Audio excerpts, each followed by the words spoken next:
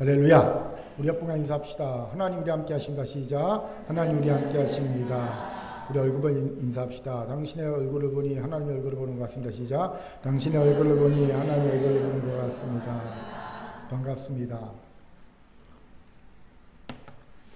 다저를 주목해 주시기 바랍니다. 책 제목이 도전이 되었던 책이 있습니다.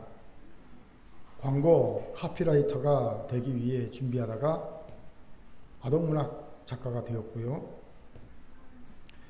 아동문학 작가가 되고 싶어서 아동문학을 배우다 보니 경제력 문제가 생겨서 경제적으로도 자유로워지고 싶어서 시작한 네트워크 마케팅 사업에서 최고 직급자가 된이 아닌 되어버린 김규리 씨라는 분이 쓴 결국 해내는 사람들의 비밀이라는 책이었습니다. 책 제목 결국 해내는 사람들이라는 부분이 눈에 확 들어왔습니다. 왜요? 너무나도 많은 성도들에게서 결국 해내지 못함이라는 모습을 보았기 때문입니다. 그렇게 궁금했습니다. 도대체 결국 해내는 사람들의 비밀은 뭘까? 그 책을 간단히 소개합니다. 7가지를 얘기하더라고요. 먼저는 의식을 얘기합니다. 좋은 뿌리에서 좋은 열매가 맺힌다. 좋은 의식을 가져야 한다는 거예요. 두 번째는 인정이었어요. 나의 못난 점도 남의 잘난 점도 그냥 그대로 자체로 받아들이는 거였어요. 인정을 얘기하더라고요. 세 번째는요, 기록이었습니다. 구체적으로 적으면 알게 되는 것들이 있더라는 거예요. 뭐든 구체적으로 적어보라 얘기하더라고요. 네 번째는 감사였습니다. 작은 것에도 감사한 사람은 하루가 풍성해지고 삶이 풍성해진다는 거예요. 감사를 얘기하더라고요. 다섯 번째는 변화였습니다. 작은 변화는 결국 작지 않습니다. 사실 작은 변화가 큰 성과를 만들어낸다는 거예요. 작더라도 변화를 일으키라는 거였어요. 여섯 번째는 경청하는 거였어요. 말하는 사람보다 듣는 사람이 되라. 듣기 위한 마음을 가지라 라고 얘기하더라고요. 일곱 번째는 표현이었습니다.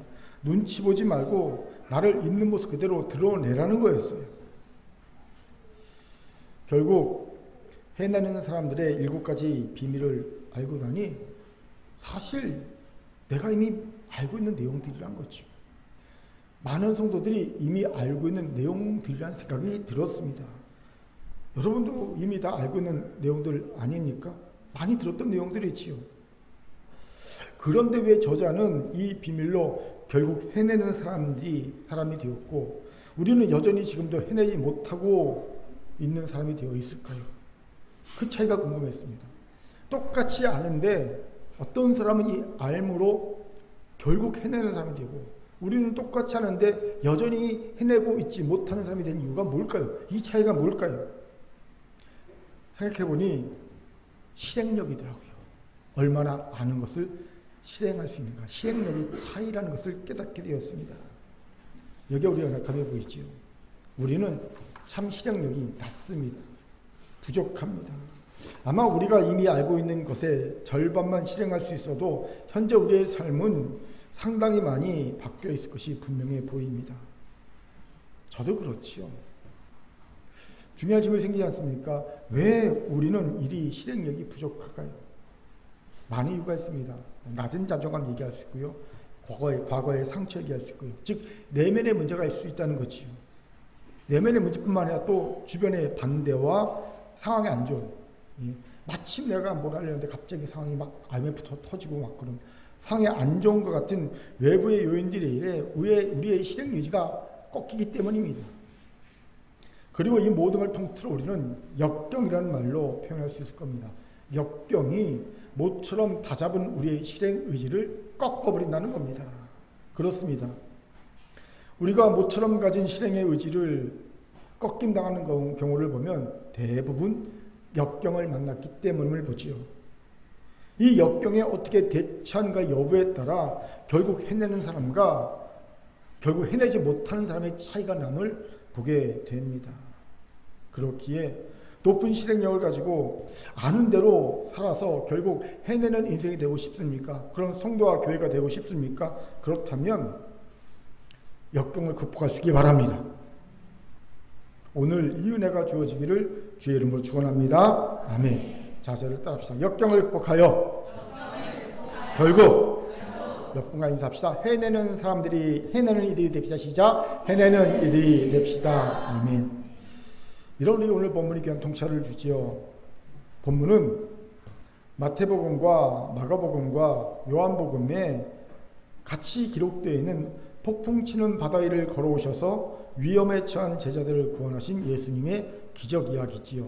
그런데 흥미로운 사실은 같은 사건을 기록하고 있는 세 개의 복음서들이 결말 부분을 각자 차이가 나게 기록하고 있다는 겁니다. 각 복음서의 마지막 구절만 보겠습니다. 마태, 마가, 요한 순으로 제가 읽겠습니다. 먼저 마태복음입니다. 배에 있는 사람들이 예수께 절하며 이르되 진실로 하나님의 아들이로소이다 하더라. 마가복음입니다. 이는 그들이 그 떡 떼시던 일을 깨닫지 못하고 도리어 그 마음이 둔하여졌음이로라. 요한복음입니다. 이에 기뻐서 배로 영접하니 배는 곧 그들이 가려던 땅에 이르렀더라. 같은 사건의 결말 부분이 다 차이가 났지요. 왜 이런 차이가 날까요? 각자 복음서를 쓰는 목적이 달랐기 때문입니다. 마태복음은 예수가 하나님의 아들이심을 증거하고 깨닫게 하고 신앙 고백하게 하는 것이 목조로 쓰여진 복음서입니다. 그래서 초대교회는요, 마태복음서를 가지고 세례교육용으로 썼어요. 마태복음서를 공부시켜서 예수는 그리스도 하나님의 아들이십니다 고백을 하게 하는 목적으로 마태복음서 사용했습니다. 그렇게 베드로를 대표로 한 제자들의 신앙 고백을 가장 비중 있게 다루고 있는 복음서가 마태복음입니다. 주는 그리스도시요 살아계신 하나님의 아들이십니다 라는 이 고백을 가장 비중 있게 다루고 있는 것이 마태복음이에요. 이러니 이 무리를 걸어오셔서 풍랑을 잠잠케 하신 기적도 제자들의 신앙 고백으로 마무리한 겁니다. 진실로 하나님의 아들이로소이다. 이거로 마무리한 겁니다. 마태복음은 그 목적으로 쓰여졌기 때문에. 반면 마가복음은요, 제자도를 강조하는 복음서입니다. 제자도. 그래서 경계를 주기 위해서 실패한 제자도 얘기를 합니다. 마가복음의 마지막 절이 마가복음 16.8절입니다. 무슨 내용입니까? 아무도 아무에게 말하지 못하였더라. 부활의 주를 보고도 아무도 아무에게 증거하지 못한 실패한 제자도의 얘기를 하고 끝냅니다. 그 뒤 마가복음 16.9절 이후는요, 나중에 첨부된 부록입니다. 실패한 모습, 경계를 주는 것이 마가복음의 목적입니다. 그렇기에 오늘 기적도 제자들의 마음이 깨닫지 못하고 둔하여졌다라고 마무리하는 겁니다. 도리어 그 마음이 둔하여졌더라. 이렇게 얘기하는 거예요. 경계를 주기 위해서. 그럼 왜 요한복음은 다른 복음서와 달리 배는 곧 그들이 가려던 땅에 이르렀더라 라는 말로 이 기적 이야기를 마치고 있을까요? 어떤 역경이 있어도 예수가 함께 하시며 예수를 영접하면, 오늘 보면 영접이라는 단어가 나오죠. 굉장히 중요한 단어입니다. 영접하면 원하는 소원을 이룰 수 있다는 것을 알려주기 위함이라는 겁니다. 너희의 삶의 배에 예수를 영접하면 어떤 역경이 와도 원하는 소망의 땅에 이룰 수 있어. 이 교훈을 주기 위함이라는 겁니다. 이런 해석을 하는 이유가 있습니다. 요한복음서를 쓸 때 초대교회는요, 막 유대교로부터 출교를 당하고 있던 때였습니다. 그 전까지는요, 기독교와 유대교가 구분이 안 갔어요. 기독교인들도 회당에 가서 회당 예배를 드렸습니다. 자신들도 정체성이 혼동이 왔어요. 아직 유대교로부터 기독교가 분리되지 않은 상태였어요. 같이 신앙생활을 했어요. 그런데 요한복음을 쓸 당시부터 분리가 되기 시작합니다. 핍박을 당합니다. 출교를 당합니다. 이단화 됩니다. 즉 공동체가 이제 막 역경을 당하고 있는 때였습니다. 그렇게 요한복음의 저자는 어떤 역경 속에서도 결국 하나님이 주신 사명을 해내고야만은 공동체가 되기를 소망했던 것이 아닐까 싶습니다.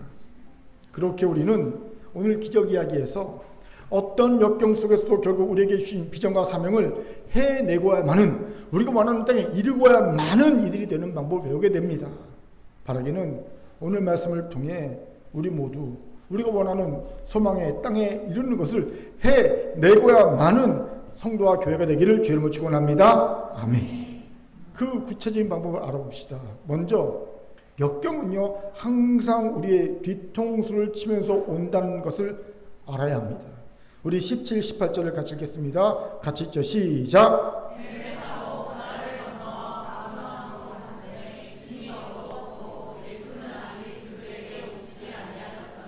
큰 바람이 불어 파도가 일어나더라. 아멘.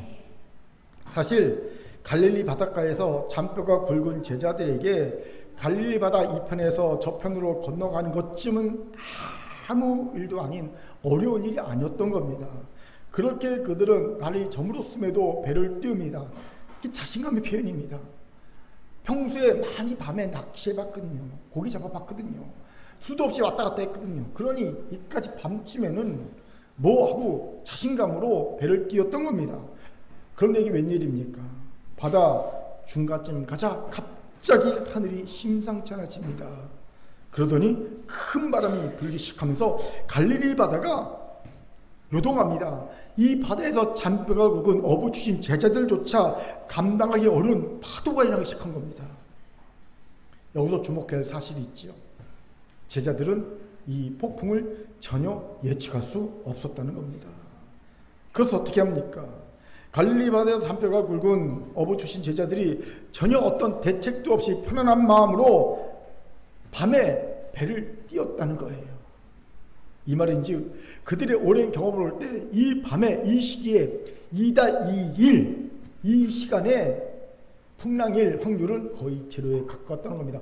혹여 바람이 조금 일어도 그건 충분히 자신들이 감당할 수 있는 정도의 바람이 일 거라고 예측했다는 겁니다. 그럼에도 제자들도 감당하지 못할 상상 못할 풍랑이 닥쳐버린 겁니다. 이것이 주는 통찰이 있죠. 인생의 역경은 언제나 우리의 예상과 경험을 비웃으면서 도저히 우리가 예상하지 못한 순간에 예상하지 못한 위력으로 닥쳐버립니다. 그렇게 전도자는 전도서 8장 7절에서 이렇게 교훈합니다. 같이 읽겠습니다. 시작. 사람이 장래일을 알지 못하나니 장래일을 가질 자가 누구이랴. 아멘. 그 누구도 장래 자신에게 어떤 일이 닥칠지 알지 못한다는 겁니다.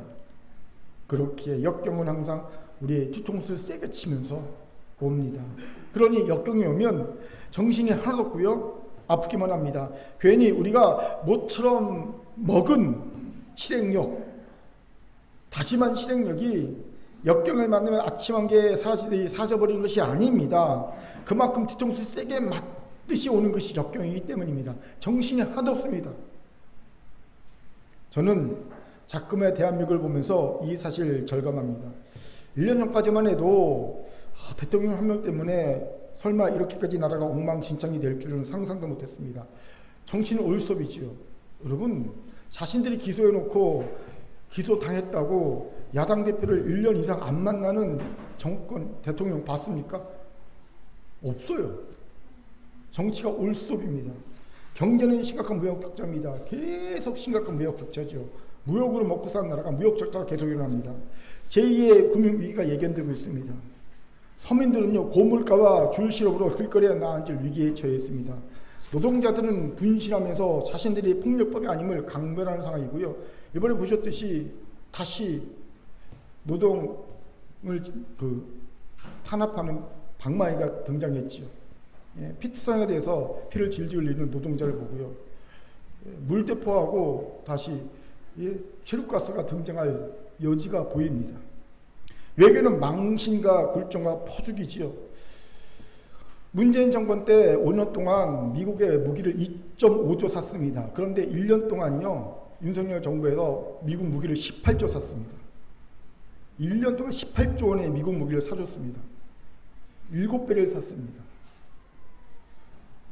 부산항에 일본 군함이 우길기를 달고 하는데 정부 여당은요 햇살 무늬 자위함이라고 미워해 줍니다. 외교는 잘못하면 큰일 납니다. 망신과 굴종과 퍼주기만 안 됩니다. 지금 한국을 패싱하고 일본하고 북한 김정은하고 수결하면 지금 어떡합니까? 큰일 나지요. 지금 미국과 중국하고 서로 다시 좋아지려고 지금 막 하고 있습니다. 우리나라는 왕따 될 수 있습니다. 다 적으로 돌렸는데. 정의와 공의님이 땅에 떨어진 지 오래입니다. 한마디로 한국 역사의 위례를 찾을 수 없는 역경이 닥친 겁니다.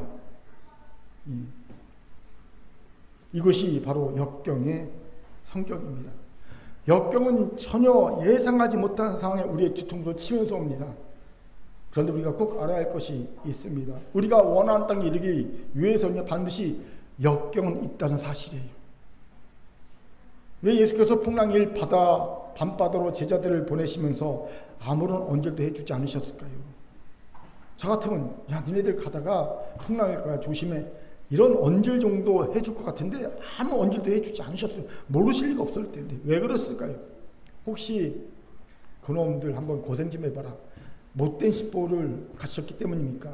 제가 종종 하는 말이지만 예수님은 나 목사가 아닙니다. 전혀 그럴 수 있어요. 전 심술이 좀 있어서. 예수님 그렇지 않아요. 왜 말씀 안 하셨을까요?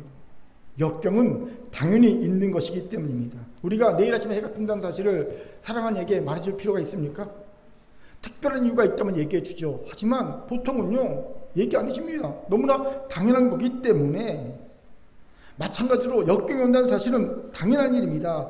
이 사실을 일깨워주기 위해 예수께서는 아무런 언질조차 해주지 않았던 겁니다.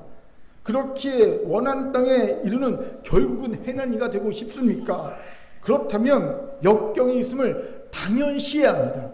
그러려니 해야 합니다. 그러면 그에게 역경은요 뒤통수가 될 수 없습니다. 앞통수가 되버리고 맙니다. 앞통수가 되니 당연히 역경이 온다고 실행력 잃지 않아요. 의지 꺾이지 않습니다. 우리의 연약함이 여기에 보이지요. 우리는 역경이 오면 자동적으로 이렇게 생각합니다. 이 길이 아닌가? 하나님이 이 길을 기뻐하지 않으시는가? 왜 내게 이런 역경을 주시지? 하나님이 나를 사랑하신 게 맞아? 이렇게 생각합니다. 제가 그동안 너무나 많이 봐왔던 모습입니다. 틀렸습니다. 하나님이 우리에게 역경을 주신 이유는 우리가 가는 길이 틀려서도, 하나님이 그 길을 기뻐하지 않으셔도, 하나님이 나를 사랑하지 않으셔서도 아닙니다. 그럼 왜 역경이 우리 삶에 옵니까? 인생이기 때문에 그냥 온 겁니다. 왜 역경이 옵니까? 인생이니까 그냥 온 거예요. 밤이 지나고 아침이 오면 해가 뜨시 인생이기 때문에 그냥 역경이 오는 겁니다. 인생 자체가 역경입니다. 이것을 잊지 마십시오. 그러면 그에겐 역경이 뒤통수가 아닌 앞통수가 되어서 역경을 대하는 방법이 달라질 수 있습니다. 어떻게 해요? 첫 번째로 역경이 앞통수가 되면요 역경을 어떻게 이용할 줄 알게 됩니다. 그렇습니다. 역경은 반드시 오는 것이니 이제는 언젠가 반드시 올 역경을 어떻게 이용할지를 생각할 수 있게 되는 거지요. 그러면 그는 역경을 통해 위대한 삶의 도약 혹은 결국 해내고 많은 이가 되는 방법을 모색하게 됩니다. 실제로 여러분 역경에는요 우리의 삶을 도약시키는 엄청난 힘이 있습니다. 이것을 깨달은 윈스턴 처칠이 이런 명언을 남겼지요. 여는 순풍이 아니라 역풍 때 가장 높이 난다. 인생에 역경이 올 때 오히려 그 역경을 갖고 우리는 인생에 큰 도약을 이룰 수 있다는 겁니다. 이건 처칠의 경험에서 나온 거예요. 처칠이 사실은 정치적 위기를 맞아서 거의 정치계에서 퇴출당한 존재였거든요. 그래서 마음에 병을 얻고 우울증이 심해서요 고향에 내려가 그 우울증을 달래기 위해서 처칠이 뭐였냐면 그림을 그렸어요. 처칠의 그림 실력이 굉장히 좋습니다. 이유가 뭐냐면 우울증을 달래기 위해서 그림을 그렸어요. 완전히 퇴출됐거든요. 그런데 연합군이 2차 세계대전에서 독일군이 막 패배하고 난리가 나자 다시 영국 국민들이 처칠을 요구합니다. 다시 처칠을 불러들였어요. 그리고 2차 세계대전의 위대한 전쟁 영웅으로 다시 급부상합니다. 역경이 그를 높이 날게 했다는 겁니다. 다윗도 보십시오. 그의 주옥 같은 시편이 언제 탄생했습니까? 그 인생의 가장 큰 역경의 순간 아들 낳은 걸 도피상할 때 탄생했어요. 그의 역경의 그를 가장 높게 날게 했음을 보게 됩니다. 그렇기에 역경의 앞통수가 되면요 역경을 어떻게 이용할 줄 알게 됩니다. 구체적으로 어떻게 이용해야 됩니까? 역경을 먼저 역경을요 항상 자신을 성찰하는 도구로 이용할 수 있어야 합니다. 아십시오. 인간은 역경에 와야 비로소 성찰하는 존재입니다. 성공가도를 달리고 있을 때는 절대로 자기 성찰을 하지 않습니다. 성공에 취해서 그냥 성공을 누리기에 바쁩니다. 그렇게 역경의 말로 자신을 성찰하게 하는 귀한 도구가 됨이 분명합니다. 전도자도요, 전도서에서 공고한 날에는 뒤돌아봐 라고 권면합니다. 뒤돌아본다는 게 뭡니까? 성찰하라는 거예요. 역경이 오면 성찰하라는 겁니다. 이게 역경을 사용하는 방법입니다. 두 번째로 역경은요, 항상 내 주변을 정리하는 귀한 도구 역할을 합니다. 당연합니다.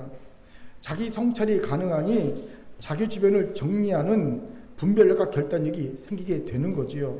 그전에는 도무지 정리가 안 되던 것들이 성찰을 통해 정리가 됩니다.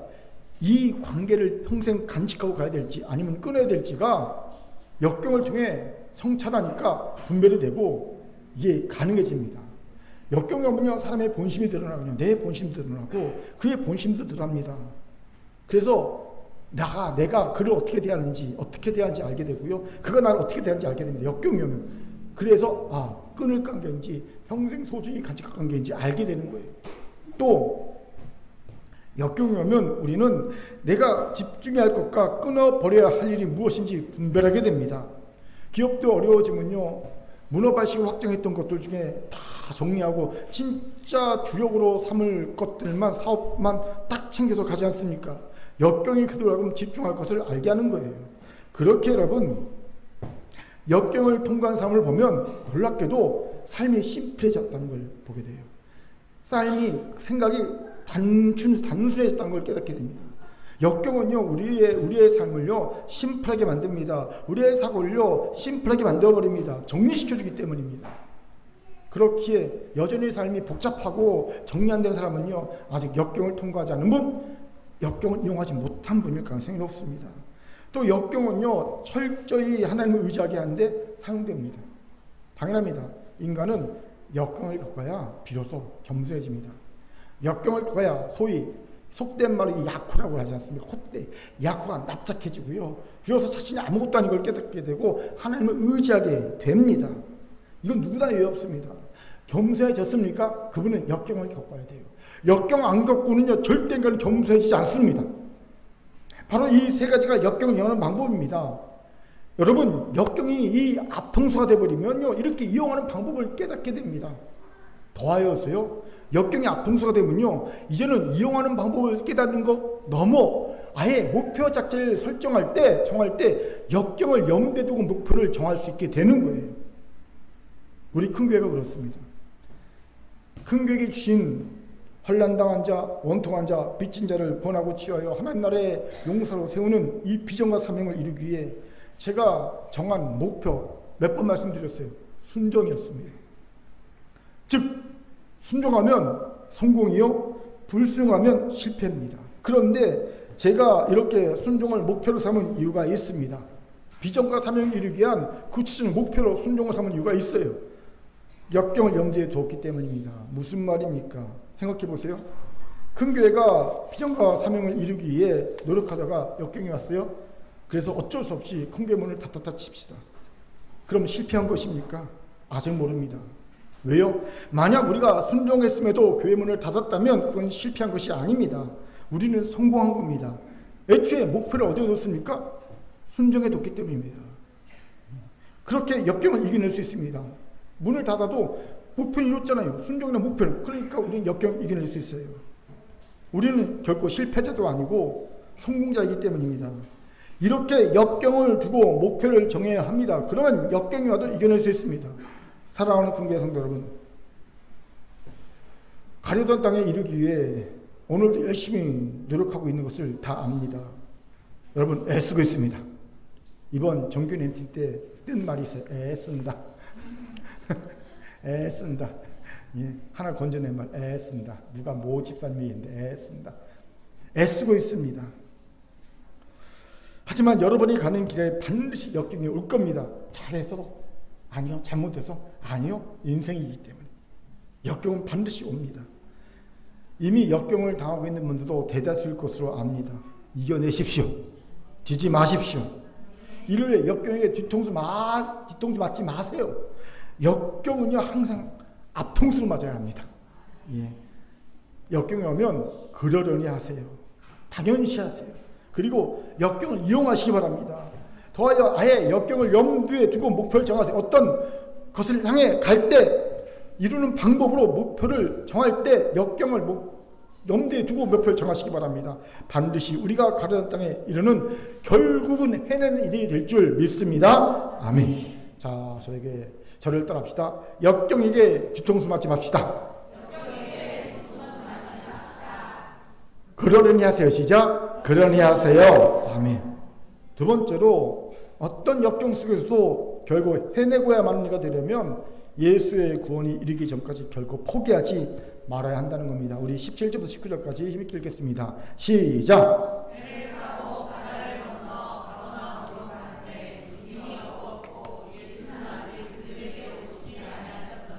큰 바람이 불어 파도가 일어나더라. 제자들이 노를 저 10여리쯤 가다가 예수께서 바다 위로 걸어 배에 가까이 오심을 보고 두려워하거늘. 아멘.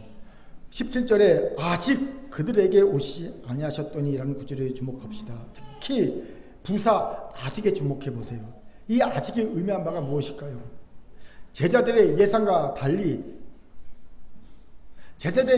다른 것이 문제지 예수께서 구원하러 오시긴 오신다는 겁니다. 오신다. 근데 아직 안 오셨다. 제자들의 예상과 기대와 달라서 문제지 오시긴 오신다는 뜻을 내포한 게 아직이란 부사임입니다. 그렇습니다. 예수는 분명히 역경에 처한 제자들을 구원하시러 오실 것입니다. 자신의 등더미로 역경 속으로 밀어넣고 끝까지 나몰라라 하실 예수가 아니시지요. 그렇게 반드시 역경에 처한 제자들을 구원하러 오실 겁니다. 그런데 문제는 아직은 오시지 않았다는 거예요. 이것이 항상 우리에게는 딜레마입니다. 하나님 분명 우리를 구원하러 오실 겁니다. 약속하시니 반드시 그 하나님 그 약속 지키실 겁니다. 그런데 아직은 안 오셨어요. 역경 속에는 내게 아직 오시지 않고 있다는 게 이게 문제입니다. 이 사이에서 약속과 아직 사이에서 우리는 항상 역경을 당하고 힘들어합니다. 버티기 어려울 때가 너무 많죠. 그렇게 많은 이가 이 딜레마에 빠져 시험에 들고 결국 역경 앞에 백기를 두고 마는 모습을 많이 보지요. 하나님의 구원을 기다리기보다 세상의 도움을 청하는 경우가 이런 경우입니다. 믿음의 조상 아브라함도 보세요. 하나님이 약속의 자녀를 주시겠다고 약속하셨습니다. 그리고 하나님은 반드시 그 약속을 이루어주실 것입니다. 아브라함이 이거 안 믿은 게 아니라 믿었습니다. 하나님이 약속 이루어주실 거야. 자녀 주실 거야. 믿었습니다. 그런데 문제는 현실이었어요. 아직 안 주셨어요. 아내 사라는 나이 들어가고 자기도 이미 나이가 85세가 되어 가는데 아직 안 주셨어요. 약속하셨지만 아직 오시지 않은 하나님이 아브라함이 역경에 빠집니다. 그렇게 그는 자기 합리화를 하죠. 어쨌든 내 자식이면 되지 않겠어? 꼭 사라를 통해서만 아들을 얻어야 하는 것도 아니잖아. 아내 사라가 저렇게 원하는데 아내 사라가 먼저 저렇게 원하는 것은 어쩌면 하나님의 뜻일지도 몰라. 다른 사람을 통해 아들을 얻는 것이. 자기 합리화합니다. 그리고 아브라함은 애굽족 하갈을 통해 이스마엘을 낳지요. 믿음의 지성도 이러니 우리야 말해 못하겠습니까? 우리도 숱하게 자기 합리화를 하면서 역경 앞에 백기를 열고 많은 것을 흔하게 보지요. 하나님의 구원을 기대하지 못하고 세상의 도움을 청하고 많은 겁니다. 저도 숱하게 그래서 압니다. 이러면 역경을 이길 수 없습니다. 결국 해내지 못하고 많은 자가 됩니다. 그런데 본문의 제자들은 달랐죠. 그들은 결국 예수가 구원하러 오시기까지 버텼습니다. 밤새 예수를 기다렸습니다. 구원받았습니다. 그들이 원하던 소망의 땅에 이른 자가 됩니다. 어떻게 제자들은 그럴 수 있었을까요? 간단합니다. 예수가 오시기를 기다리는 방법 외에는 다른 방법이 없었기 때문이라는 겁니다. 요한복음에는 없지만 마태복음 14장과 마가복음 6장에는 저녁에 배를 타고 갈릴리를 건너려고 했던 제자들에게 밤 사경쯤 예수께서 오셨음을 말해줍니다. 그러니까 저녁을 먹고 배를 탔으니 한 8시부터 9시 사이에서 배를 탔을 것 같아요. 그렇죠? 그리고 밤 사경은 새벽 4시쯤입니다. 자, 그러면 제자들이 배를 타고 그 거센 풍랑과 맞서 악정구토하면서 버틴 시간이 적어도 7시간에서 8시간 정도 되는 거예요. 제자들은요 7시간 8시간을 죽지 않기 위해 폭풍친 바다에서 버텨냈습니다. 맞섰습니다. 폭풍과 악정고토했습니다. 줄무이 생기죠. 갈릴리에서 업으로 잔뼈가 굵은 이들이 왜 이런 미련한 짓을 했을까요? 그냥 폭풍 치자마자 바로 되돌아서면 되잖아요. 다시 그냥 무트로 가면 되지 않습니까? 간단합니다. 뒤로 갈 수 없을 만큼 폭풍이 뒤졌기 때문입니다. 이들은 성경에 보니까 심리쯤 갔다고 심리 약 4km쯤 갔습니다. 아마 그 제자들이 어부 출신이니까 4km 금방 갔을 것 같습니다. 금방 배를 타고 4km쯤 갔을 겁니다. 그리고 갈릴리 바다 중간쯤 이뤘을 겁니다. 그때까지 순적했죠. 중간쯤 이르자마자 갑자기 하늘이 심상치 않아집니다. 그리고 갑자기 바람이 세집니다. 그리고 풍랑이 납니다. 거센 풍랑이 치기 시작한 거예요. 이제는 뒤로 돌아가고 싶어도 뒤로 못 돌아간 겁니다. 워낙 풍랑이 있었을까? 빼도 박도 못하게 한 자리에서 7시간에서 8시간을 그들은 사투를 벌인 거예요. 한 자리에서. 앞으로 가지는 못하고 뒤로 가지는 못하고 새벽 4시까지 누가 올 때까지 예수가 오실 때까지 버틴 겁니다. 그렇습니다. 제자들은 예수가 구원하러 오시기를 기다리는 방법 외에는 다른 방법이 없었어요. 그리고 이것이 결국 제자들로 하여금 해내고 많은 이들로 만든 이유였음을 봅니다. 이것이 윤통찰이 귀하지요. 먼저 하나님 외에는 그 어떤 구원도 기다릴 수 없게 만드심은요, 저주가 아니라 은혜라는 겁니다.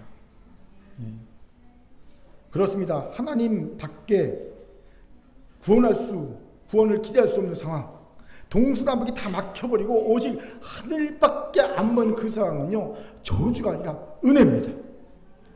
그런데 우리는 거꾸로 생각하죠. 하나님 외에 다른 구원이 없는 상황이 일이 되면 절망합니다. 포기합니다. 저주라고 여깁니다. 광야에 있을 사람들 보십시오.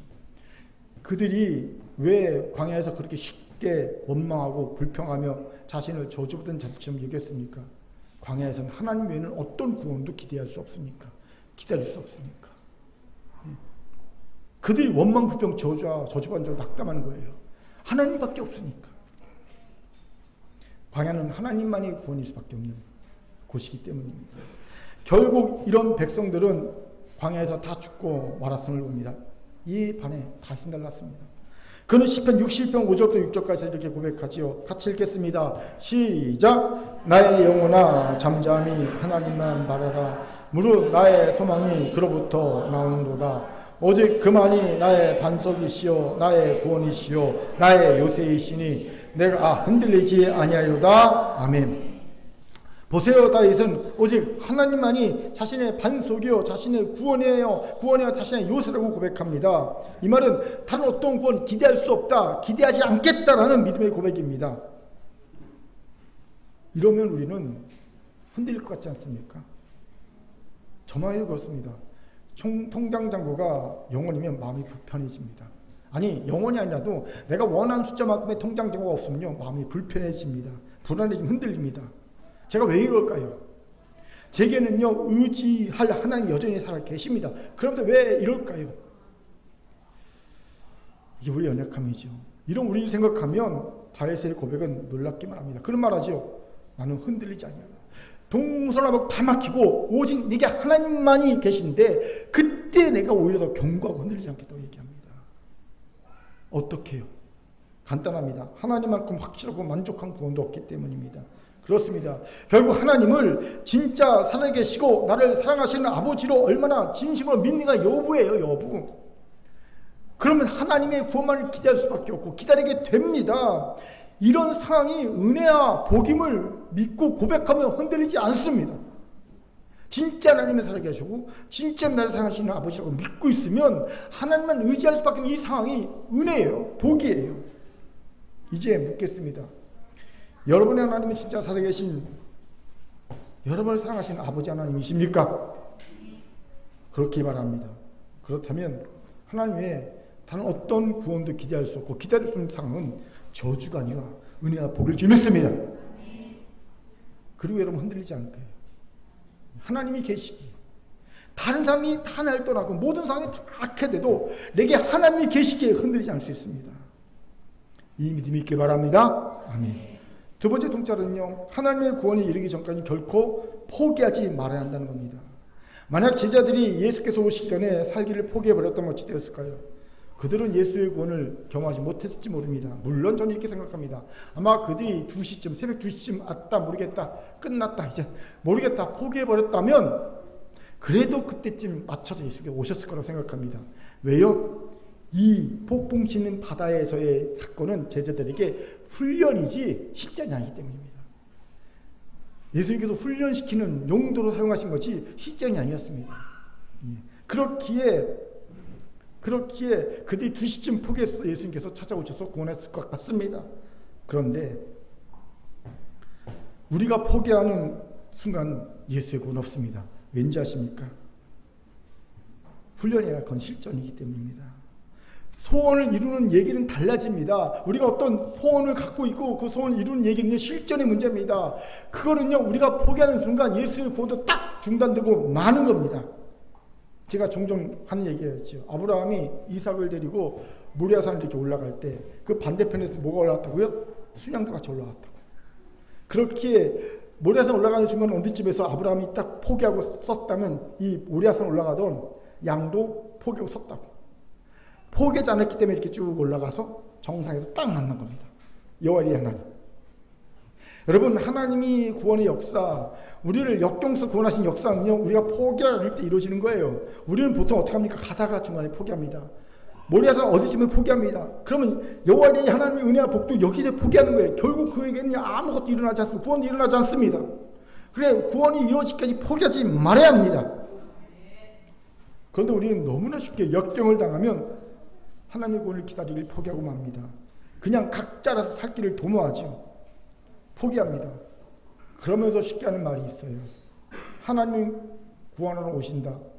하지만 항상 조금 늦게 오신다.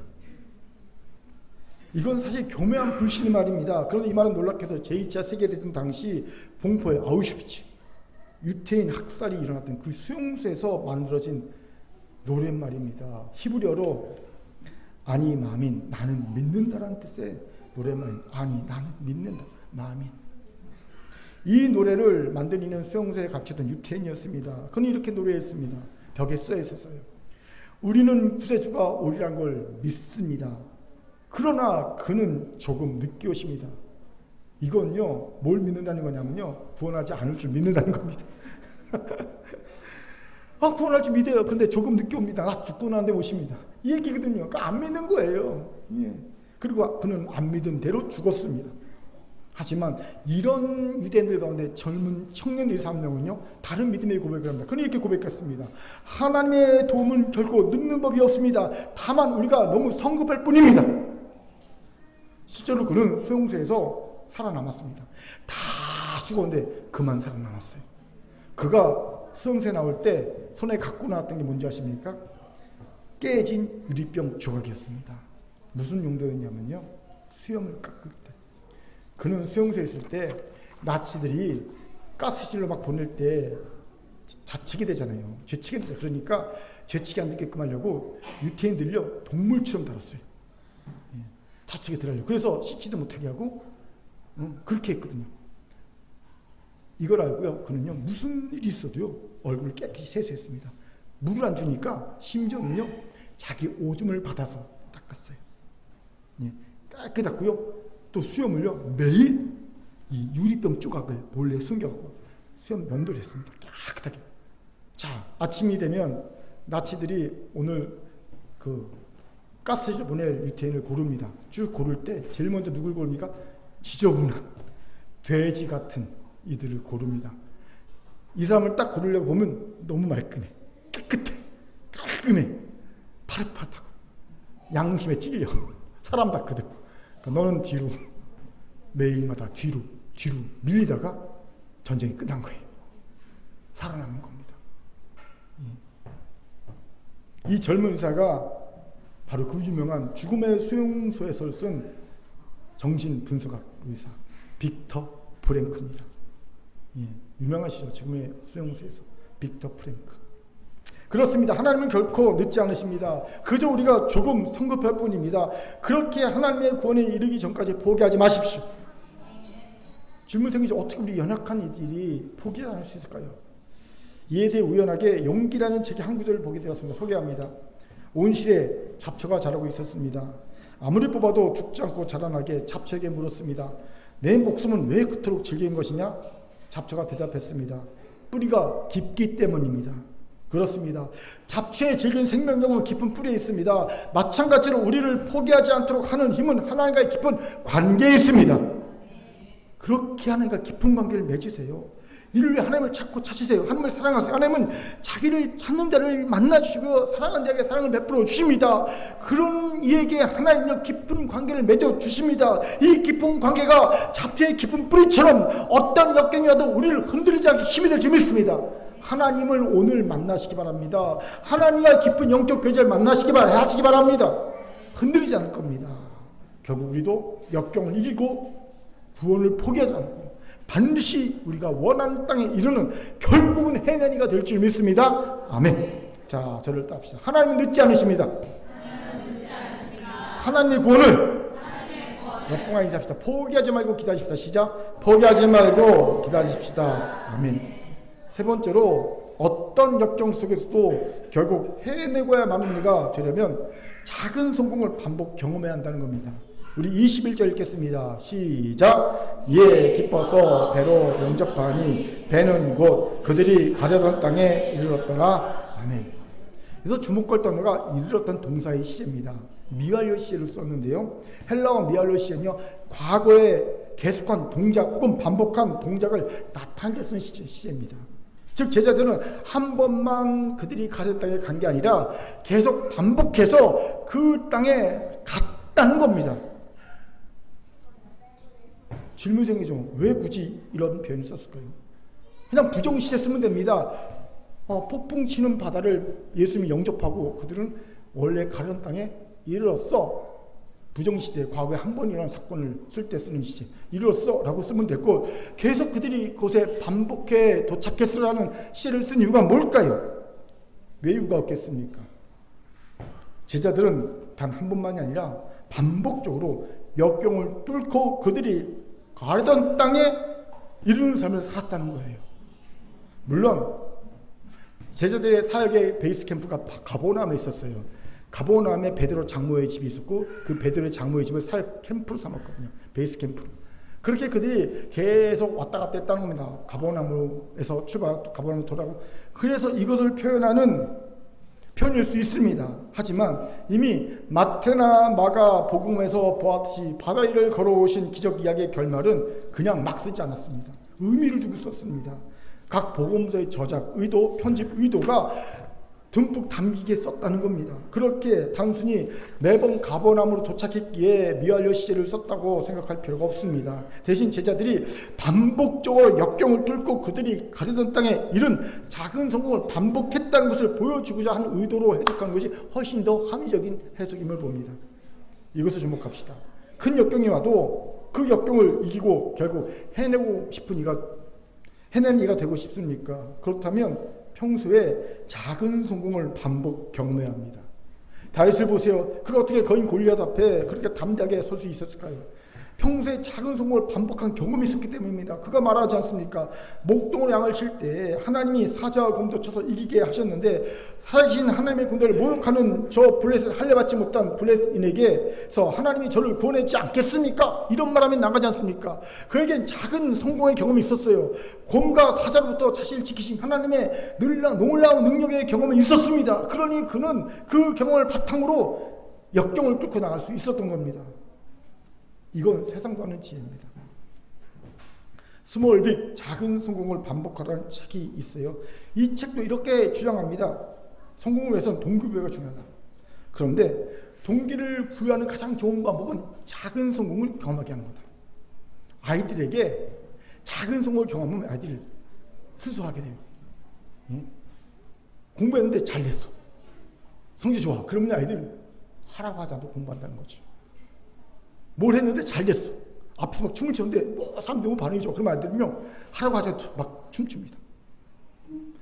가장 큰 동기부여는요 작은 성공이라는 겁니다. 그렇게 말합니다. 동기부여가 안 됐다면 그는 성공을 경험하지 못했기 때문이라는 거예요. 그래서 자꾸 동기부여가 안 된 걸 보면 내가 어떤 부분에 성공하지 못했는지를 알게 된다는 겁니다. 저는 성도들에게서 가장 대표적인 부분이 이 부분이 전도임을 봅니다. 전도에 동기부여가 안 된 성도들이 되게 많죠. 전도 말하면요 소름 돋고 너무 싫어하고, 전도는 특별한 누군가의 일이지 내가 할 건 아니고요, 그렇지요. 제일 싫은 소리가 전도하는 설교라고 생각하는 성도들이 꽤 많습니다. 왠지 아세요? 성공해 본 적이 없거든. 실패만 했거든, 전도하다가. 좌절의 경험이 동기부여를 막는 걸림돌이 되고 있습니다. 그렇게 작은 성공을 자꾸 반복 경험해야 합니다. 예를 들어 셀들이 주일 셀몬을 잘해보십시오. 그런 작은 성공을 그 셀과 셀원들이 경험하면요, 이들은요 이 작은 성공의 반복이 경험이 그들로 하여금 전도에 대한 동기부여를 확 다른 데보다 높게 할 겁니다. 분명히 보십시오. 주일 셀몬을 잘한 셀장 셀원은요 전도합시다도 잘할 겁니다. 해야지 하는 동기부여가 확실할 겁니다. 그런데 주일날 셀몬도 안 하고 막 흐지부지하고 적당히 하고 막 그냥 눈치만 보고 하고 막 복수만 적당히 내고 하는 셀은요, 전도합시다 그러면 셀장부터 시작해서 셀은 다 무효가 안 됩니다. 힘듭니다. 그걸 어떻게 하냐고, 어려울 겁니다. 그렇게 작은 성공을 반복해야 하는 거예요. 어떻게 이렇게 만들 수 있을까요? 이 스몰빅에서 이런 주장을 합니다. 성공의 습관을 만들려고, 그 성공의 습관이 생길 때까지 어쩔 수 없습니다. 끊임없이 노력하는 거예요. 결코 멈추지 말고 앞서 나가라고, 한 걸음만 나가라고 얘기합니다. 마치와 같습니다. 부자가 되고 싶죠? 부자가 되는 법 가르쳐 드리겠습니다. 부자가 되려면요 종잣돈을 모셔야 합니다. 내가 상속받아 부자가 되는 것 외에 스스로 부자가 되려면요 일단 종잣돈을 모아야 합니다. 그런데 종잣돈 모으기가 쉽습니까? 쉽지 않죠. 다 경험해봐서 알 겁니다. 종잣돈 모으려면요 안 써야 합니다. 구두쇠 소리 들어야 합니다. 그래야 종잣돈 모을 수 있어요. 바로 이 종잣돈과 같은 것이 작은 첫 번째 성공입니다. 쉽지 않습니다. 열정, 시간, 노력을 쏟아부어야 합니다. 하지만 일단 종잣돈이 생기면 달라집니다. 이후에 성공이 쉬워집니다. 처음에 1,000만 원을 모으는데 1년이 걸렸다면 이 1,000만 원을 갖고 2,000만 원 모으는 데는요 6개월이 걸린대요. 2,000만 원, 4,000만 원 모으는 데는요 그 반의 세월이 걸린다는 겁니다. 물론 저는 경험이 없습니다. 제 얘기를 해드리고 싶지만 저는 종잣돈 모아본 적이 없어서 남의 얘기가 그렇더라는 거지요. 아무튼 첫 작은 성공을 거둘 때까지 한 걸음씩 꾸준히 나아가야 합니다. 그리고 마침내 작은 첫 성공을 거둬보십시오. 이 성공을 종잣돈 삼아 성공의 선순환을 이룰 수 있어요. 한 번만 성공하면 돼요. 전도도요 한 번만 성공하면 됩니다. 그 성공의 경험을 가지고 선순환을 이룰 수 있어요. 저는 6월 말에 있을 사랑하니 함께 예배드린 주일에 여러분 전도의 종잣돈이 모아지는 성도들이 되기 바랍니다. 한 번만 성공해 보세요. 한 번만. 그러면 이 한 번이 다음번 성공을 훨씬 쉽게 만들 거고요. 그 다음번 성공을 훨씬 쉽게 만들 거고요. 이제는 성공의 습관이 될 겁니다. 반복될 겁니다. 큰 역경을 쉽게 넘어가는, 원하는 땅에 이르는, 결국 해내고 마는 교회와 성도가 될 줄 믿습니다. 아멘. 자, 저를 따릅시다. 작은 성공의 종잣돈을 마련합시다. 시작. 작은 성공의 종잣돈을 마련합시다. 이제 말씀 마치죠. 설교 준비하다가 원하는 삶을 사는 여성의 7가지 비밀이라는 책을 알게 되었어요. 제가 이 책에 주목한 이유는요, 비밀 7가지가 중요한 게 아니라 이 책을 쓴 저자 백음진 씨의 이력 때문이었어요. 이 백음진 씨는요, 이력이 이렇습니다. 웹디자이너, 산업도예 디자이너, 아트 디렉터, 모바일 게임 디자이너, 문화예술 전문 인력, 도예가, 칼라리스트, 창의력 교육 강사, 특허 발명가, 창업 컨설턴트, 한국경제신문 소상공인 자문위원, 기술가치평가사, 작가, 강사, 서예가, 칼럼니스트, 요식업 오너 등 한 사람이 가질 수 있는 타이틀이 맞나 싶을 정도의 엄청난 이력과 타이틀을 갖고 있더라고요. 대단하지 않습니까? 그런데 백음진 씨가 어떻게 이렇게 될 수 있었는지 아십니까? 그녀의 얘기는요, 역경 때문이었다고 그러죠. 역경. IMF 때문에 원하던 공부를 이어갈 수 없었어요. 그래서 이력이 생긴 거고요. 잘 다니던 회사가 폐업을 했기 때문에 이력이 생겼고, 건물주로부터 열심히 사업을 하는데 건물주로부터 업종을 변경하는 통보를 받았기 때문에 어쩔 수 없이 업종을 변경하면서 이력이 생겨버렸고, 그녀의 이력은요 다 역경으로 생긴 거예요. 학교를 그만둘 수밖에 없었기에, 회사가 배업했기에, 건물주가 갑질했기에, 역경을 당해서 그 역경에 대처하다 보니까 이력이 막 생겨버린 겁니다. 결국 그는 업종을 합쳐 부모님에게 효도할 수 있는 기회를 삼았다고 얘기하더라고요. 여러분, 모든 상황에 모든 역경을 활용한 결과로 그녀는 화려한 이력을 갖게 되었습니다. 이것이 도전이 되었어요. 지금 한국은 예상치 못한 역경 속에 있죠. 한국교회도 역경 속에 있습니다. 큰 교회도 역경 속에 있고요. 우리 큰 교회 성도도 다 역경 속에 있습니다. 어찌 대처할까요? 실행력을 잃고 주저앉아 원망하다가 죽을 겁니까? 그럴 수는 없습니다. 우리도 역경을 극복해야 합니다. 역경을 극복하고 그래서 결국 해내고 마는 교회 성도가 되어야 할 줄 믿습니다. 그 첫째 매를 사매로 하나님께 드리길 바랍니다. 이를 위해 오늘 말씀처럼 여러분 역경에 뒤통수 맞지 마세요. 역경 항상 앞통수 맞아야 합니다. 역경을 앞통수 맞아 이용합시다. 그리고 아예 목표를 정할 때 역경을 염두에도 목표를 정하시기 바랍니다. 두 번째, 하나님 결코 늦지 않으십니다. 하나님의 구원을 포기하지 말고 기다리세요. 하나님밖에 구원자가 없습니까? 저주 아닙니다. 은혜입니다. 주님 한 분만 만족할 수밖에 없습니까? 저주 아래 은혜인 줄 믿습니다. 아멘. 작은 성공의 경험을 반복하세요. 이를 위해 작은 성공의 종잣돈을 만드세요. 어렵지만 이 악물고 열심히 차근차근 노력해서 성공의 종잣돈 한번 만들어 보세요. 이걸 갖고 성공의 선순환 습관을 만드신 여러분 되길 바랍니다. 분명 큰교회도 여러분도 역경을 이기고 역경에도 불구하고 결국 해내고 말아서 원하는 소망의 땅에 이르는 저와 여러분 큰교회 될 줄 믿습니다. 하나님의 신 말씀했습니다. 아멘. 기도합니다. 사랑과 자비하는 참 감사합니다. 역경이 있습니다. 하나님, 역경에도 불구하고 실행 잃지 않고 반드시 해내어서 원하는 소망의 항구에 이르는 우리 큰교회 성도들 다 되게 도와 주옵소서. 감사드리며 예수님 이름으로 기도합니다. 아멘.